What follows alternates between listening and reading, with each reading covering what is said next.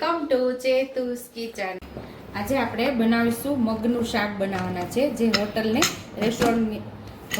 રેસ્ટોરન્ટમાં હોય તેવું ટેસ્ટી એવું લચકા પડતું મગનું શાક બનાવશું। તો અહીંયા આપણે મગ સરસ બાફી લીધા છે અને એક નાની વાટકી આપણે મગ લીધા હતા અને એની ઉપર આટલું પાણી ઉમેરી અને સરસ એવા મગ આપણે બાફી લીધા છે। મગ બાફવાની રીત મેં ઘણીવાર આપણી ચેનલ ઉપર અપલોડ કરેલી છે, એટલે આજે મેં મગ બાફવાનું કઈ રીતે બતાવેલું નથી। તો અહીંયા આપણે એક નાનું ટમેટું સુધાર લીધું છે, એક લસણનો ગાંઠિયો પોલી લીધો છે, એક ઇંચ ટુકડા કરી લીધા છે, એક લીલું મરચું છે। આને આપણે પેસ્ટ તૈયાર કરી લેવાની છે।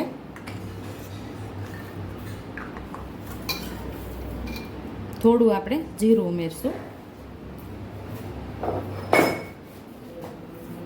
ચપટી આપણે મીઠું ઉમેરી અને સરસ ખાંડી લેશું।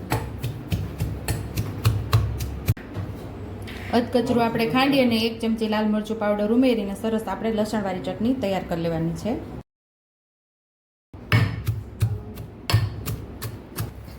ગેસ ચાલુ કરીને તપેલી આપણે ગેસ ઉપર રાખી દીધી છે અને આપણે 1.5 ચમચા જેટલું તેલ ઉમેરશું।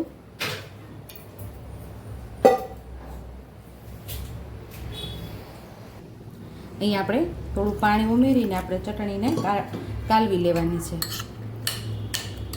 ઢીલી કરી લેવાની, એટલે આપણે તેલની અંદર ઉમેરીએ તો એ બળે નહીં। અહીં આપણું તેલ ગરમ થઈ ગયું છે, તો થોડી હિંગ ઉમેરશું અને આપણે ચટણી ઉમેરી દઈશું।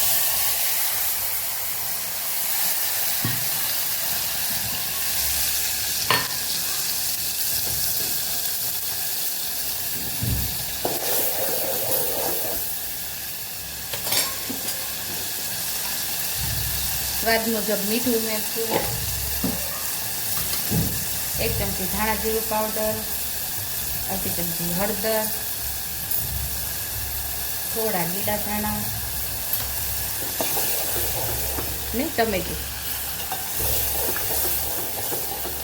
સરસ આપણે સાતળી લેવાનું છે।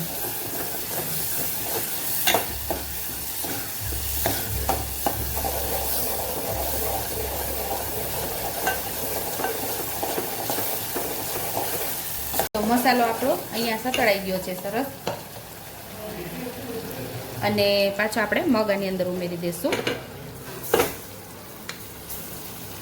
ઉમેરી અને સરસ આપણે મિક્સ કરી દેવાનું છે।